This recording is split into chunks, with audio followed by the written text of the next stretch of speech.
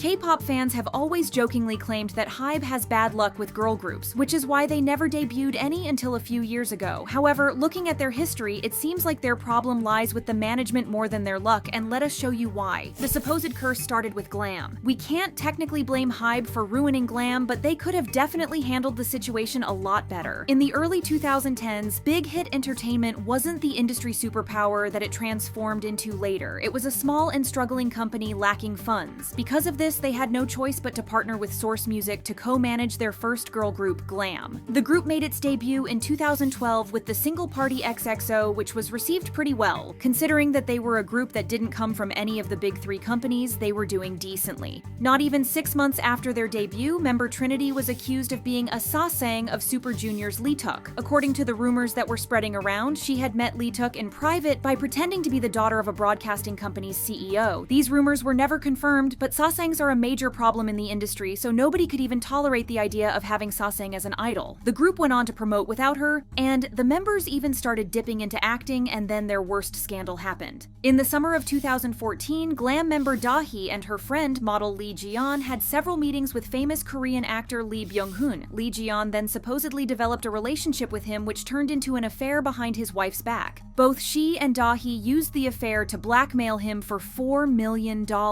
In response, he reported the blackmail attempt to the police, and it didn't take long before there were arrest warrants out for both women. Dahi was sentenced to 1 year in prison, while Ji-yeon received a slightly longer sentence of 1 year and a few months, and Glam was pretty much done. Big Hit announced in January of 2015 that the group had officially disbanded and the members had terminated their contracts with the agency. Of course, the agency wasn't responsible for the fact that Dahi had decided to blackmail one of South Korea's most beloved actors. However, it can be argued that maybe they could have done some proper research into their trainees before debuting them. Some fans of the group had also complained that Big Hit could have easily kicked Dahi out after the scandal surfaced, just like they had allegedly done with Trinity, so the group could have gone on promoting as a trio. It all makes us wonder just how successful Glam would have been if things had gone right, since they were doing pretty good, but unfortunately, we will never know. Gfriend was originally a group under Source Music, but when the company was taken over by Hybe in 2019, they technically became the first girl group under Hybe labels. Up to this point, the group was doing very well and was even one of the most beloved groups in the industry. They did great on the charts, their music was adored by the public, and the members were also pretty popular. They were amazing vocalists, dancers, and did well on variety shows. So imagine everyone's surprise when in May 2021 it was announced that the group disbanded, as the company claimed that all the members ended their contracts with the company. But the truth turned out to be much different, because even the members didn't know that the group would be disbanding. In an interview with Big Issue magazine, leader Sowon revealed that the group was unaware of their disbandment and struggled to understand the situation. She said, "My group mates and I don't see this as complete disbandment. It's true that I had trouble processing what happened. The news came out of the blue." Sinbi also mentioned in a Scan Vivis episode that they became aware of the termination a month before it was publicly announced. So not only was Hybe accused of handling the whole thing terribly to the point that the members had no idea what was happening, but it was also suspected that they had a direct hand in disbanding them. It's said that the executives at Source Music decided to end their contract with the girls quickly because they didn't agree to the members' renewal terms. Additionally, this was around the time that Source Music was apparently looking to sign both Sakura and Chae-won, so it was rumored that they let go of Gfriend so they could promote their newest group. Of course, the members are all doing well now, but to have such a talented group disband so abruptly only 2 years after they became a part of Hybe was a big loss. Just like Gfriend, Fromis 9 technically didn't debut under Hybe, but their management style changed when Pledis Entertainment was acquired by them. That's not to say that Fromis 9 were the best managed group of all time, but the breaks between releases got a lot longer, to the point that every time they make a comeback, fans wonder if it's their last. Not only that, but the members barely post any content for fans during these breaks or even promotions, even if they want to do so.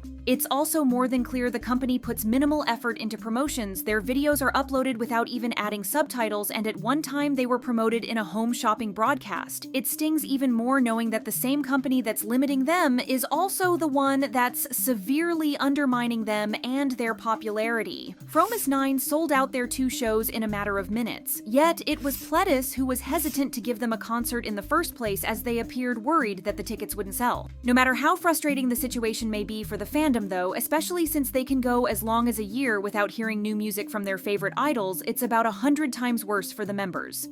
Just recently, member Chaeyoung went on Weverse Live and expressed just how much she wanted to have a comeback and even mentioned the group's long hiatuses, mentioning that it felt like they were the only group to not release any music. They have yet to receive a paycheck this year since they haven't had any activities yet. However, the company has confirmed that the group will be having a comeback soon, so at least there's some hope. Then came Sserafim, who were marketed as Hybe's first girl group despite the existence of Glam, Gfriend, and even Fromis 9. They are one of the better managed girl groups under Hybe since they have had consistent comebacks and promotions, as well as deals with brands, so there was nothing to complain about. One of the biggest problems that they have had since debut, though, is the numerous accusations of plagiarism. In the very beginning, before the group even debuted, people drew similarities between Chaewon's teaser for Fearless and the music video for Ride 'Em Down by the Rolling Stones. Songs like Anti-Fragile and Unforgiven were also noted for their striking similarities to Rosalia's Linda and Chicken Teriyaki. Fans, of course, were quick to defend them, saying that the group was following a popular trend in music rather than directly copying from another artist. The accusations didn't end there, as people also noticed that the group's songs The Hydra and The Hydra I'm a Mess had strong similarities to Cobra's songs Debut and Dip and Drip. However, the songs had the same producers, so people got over this pretty quickly. One of the most recent accusations came after the release of Sserafim's latest album, Easy. Netizens noticed that the B-side track Smart sounded a lot like Tyla's hit song Water, as well as Doja Cat's Woman and Rema and Selena Gomez's Calm Down. Even Tyla got involved in the matter, but fans defended them, saying that once again the group were just following current music trends. Most recently, netizens have found another case of producers seemingly copying a song without crediting the original artist. The song in question is Cliché by Velis, originally released in 2017. Based on something that Min Heejin said, though, this seems to be a clear case of plagiarism. On May 17th, the Seoul Central District Court held a hearing in the legal dispute between Hybe Labels and Adore's CEO Min Heejin. During the hearing, Sejong law firm representing Min Heejin disclosed an email she sent to Hybe executives which said, according to overseas producer working with Adore, Hybe is currently negotiating fees for plagiarism damages over certain Sserafim songs. Of course, since the girls aren't directly involved in their music, they cannot be blamed for it, as it's Hybe's responsibility. And now, let's talk about NewJeans. On the surface, everything was going well. They were releasing music regularly and were given quite the budget and support from the company. They had multiple music videos when they debuted, their own app, and a lot of opportunities, so we cannot say that they were neglected at the beginning. In addition to that, they lived in a luxurious dorm, had no trainee debt, and started earning money right after they debuted, which is rare for K-pop groups. However, little did we know that things weren't as good as they seemed. During the Hybe and Min Heejin feud, there were a lot of revelations, but one of them was that NewJeans was actually supposed to debut as the first girl group under Hybe, not Sserafim. According to Min, she and the members were recruited with the promise that they would get to debut as the first Hybe group, but after Sakura and Chaewon joined the company, they decided to debut Sserafim first. Hybe didn't stop there, though. They told Min Heejin not to promote NewJeans since they wanted the public to believe that Sserafim was her group, and they also discouraged her from talking about her group at all. This wasn't the only time that Hybe and specifically Bang Si-hyuk tried to sabotage the group in some way or the other. When the girls actually became popular, he never showed any enthusiasm over the fact that one of the groups under his company was doing well. Min shared that he never congratulated the group on their debut, appeared to be bitter over Ditto entering the Billboard chart, and the worst thing of all, he never acknowledged the members. In an email that the members' parents sent to Adore, they accused Bang Si-hyuk of deliberately ignoring the girls whenever they ran into him in the company. The parents alleged that the founder of the company was greeted by the members, yet he would ignore their greeting every time, even in instances when it would just be the two of them. The most worrying part about how Hybe is treating the girls, which could have long-term damage on their careers, is the fact that they told the members that they would go on a vacation for a year and a half. According to Hybe, this vacation is because they want to find a Grammy-winning producer to work on their tracks, but sending a 2-year-old group on a long break at their peak is never a good idea. The parents and the members especially are worried that this time off might slow their momentum, which is more than understandable. Hybe might scratch this idea off in response to all the backlash they're getting, but just the fact that they thought of putting them on such a lengthy hiatus for no reason is scary.